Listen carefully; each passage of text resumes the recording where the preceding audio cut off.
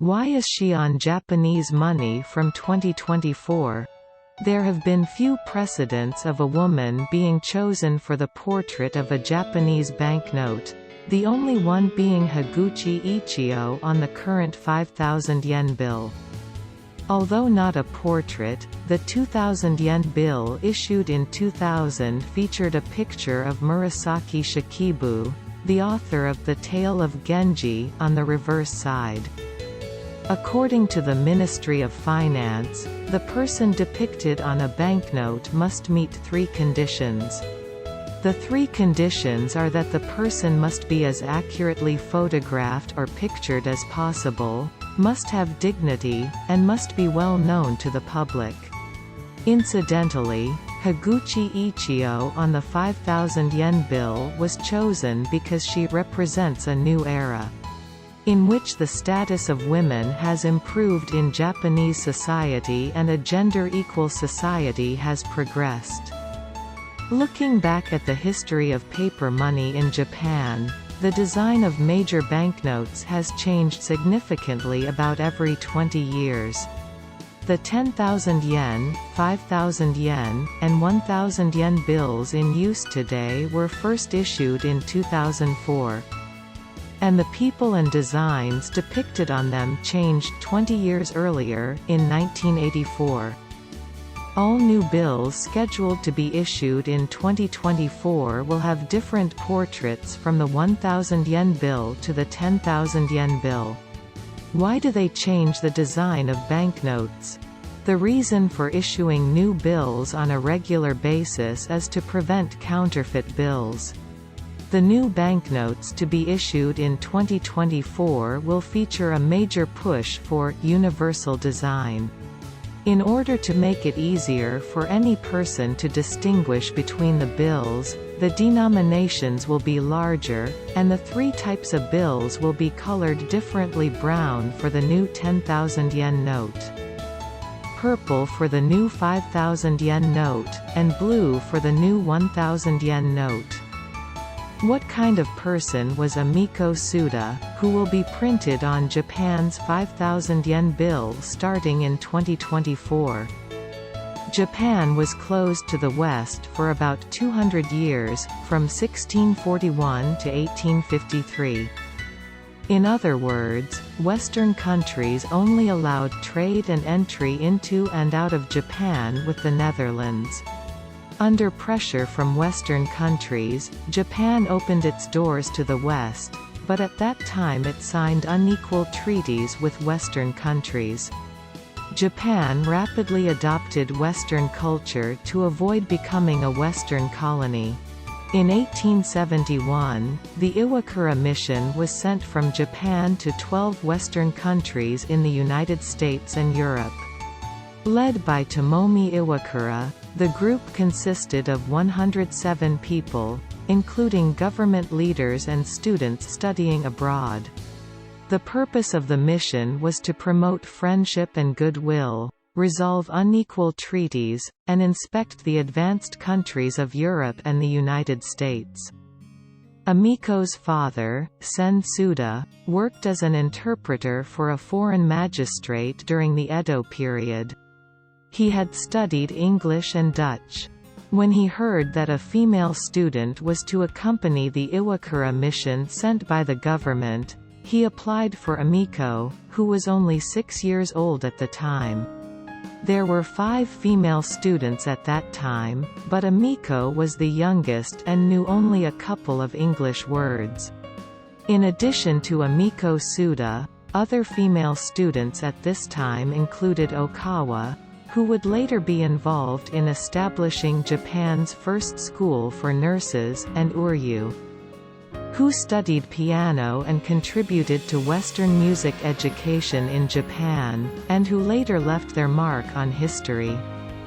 Prior to their departure, the 5 female students became the first women of warrior clan in history to be granted an audience with the Empress. And in November of the 4th year of Meiji lunar calendar, they accompanied the Iwakura delegation to the United States along with other government-sponsored students. She departed Yokohama on December 23, 1871, and arrived in San Francisco on January 15, 1872. On January 31 of the same year, they departed San Francisco on a chartered 5-car train for Washington, D.C. via the Transcontinental Railroad, but the schedule was delayed due to the heaviest snowfall in 40 years. The 5 female students had been unable to buy Western-style clothes after their arrival in the U.S., but after talking to Tomomi Iwakura, they were finally given Western-style clothes in Chicago. It was 70 days after her departure from Japan that she was placed in the care of Mr. and Mrs. Lanman, who lived in Georgetown, a suburb of Washington, via Chicago. Lanman, a noted painter, author, and traveler, was then serving as secretary of the Japanese legation. She and Mrs. Lanman corresponded throughout her life and had a deep relationship, including going to her home to clean and care for her in her old age. In an English-language picture diary titled, A Little Girl's Stories, that Umeko wrote 9 months after her arrival in the U.S. She wrote, "My father first intended to send Umeko's older sister to apply to study abroad, but she refused. Later, when my father told me about the study abroad program, I said of my own volition that I wanted to go to the United States." The Lanmans were a cultured family with a comfortable household budget, and they treated Umeko as if she were their own daughter. The initial plan was for Umeko to stay with the Lanmans for 1 year. But as the deadline approached, a letter from the Lanmans stated, "If Umeko's study abroad program is terminated, we are prepared to continue to care for her, bearing her child care and educational expenses." In the spring of 1873, Umeko confided to Mr. and Mrs. Lanman that she wanted to be baptized into the Christian faith. Umeko's baptism took place on July 13 of the same year at Old Sweets Church in Bridgeport, near Philadelphia. It is recorded that the baptism of an adult was performed because of Umeko's strong character. Although Parent-Chief had originally intended to baptize her as an infant, the period of study abroad was originally planned to be 10 years, but she applied for a 1-year extension. From the time she studied abroad until she returned home, she spent 11 years in the U.S., receiving primary and secondary education until she turned 18 years old. She studied French, Latin, mathematics, physics, and astronomy. She was quite proficient at the piano. At the time, the government offered female students $1,000 a year to study abroad, plus round-trip travel expenses, tuition, and living expenses. The amount of money provided was enough for a family to live well in Japan, which was far too much for one girl. That is why Umeko Tsuda, who knew the expectations placed on her by the government, felt a strong desire to contribute to the development of her home country. 11 years later, in November 1882, she was on her way back to Japan. For Umeko, who had spent her girlhood in the U.S., Japan was a continuous culture shock upon her return. Umeko Tsuda was determined to contribute to Japanese society by making the most of her study abroad experience in the United States. However, after returning to Japan, she was greatly disappointed by the difference in the way women were treated in the U.S.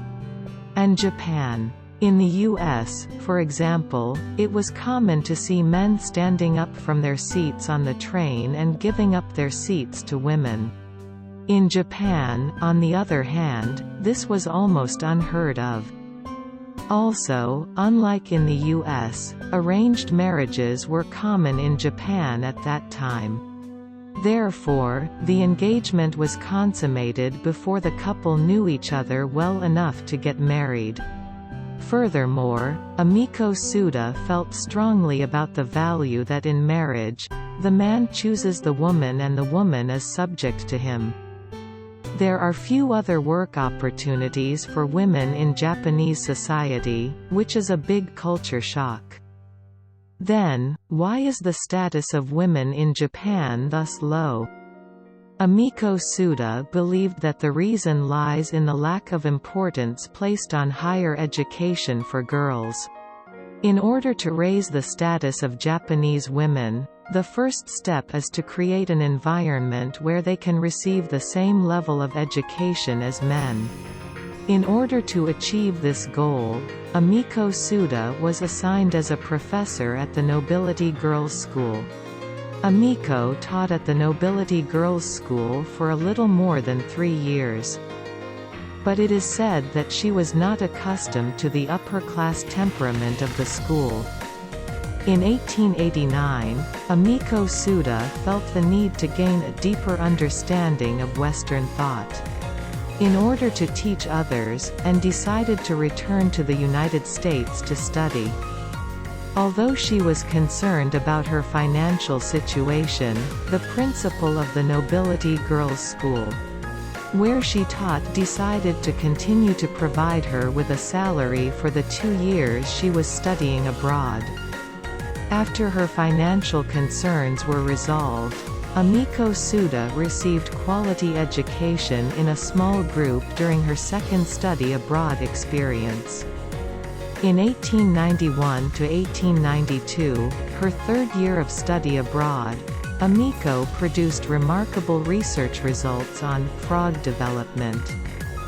President Rose's 1891 report to the Bryn Mawr College Board of Trustees stated, Ms. Tsuda's work on the localization of the axis of the frog egg must be especially mentioned because of its excellence.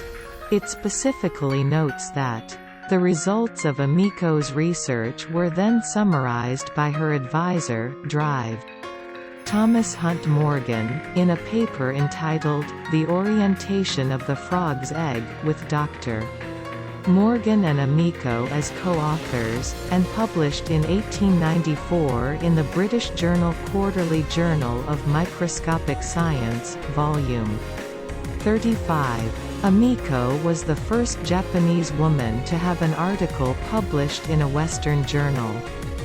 Toward the end of her study period, Umeko Tsuda was asked by a professor at Bryn Mawr if she would like to stay on and continue her research, but she declined the offer.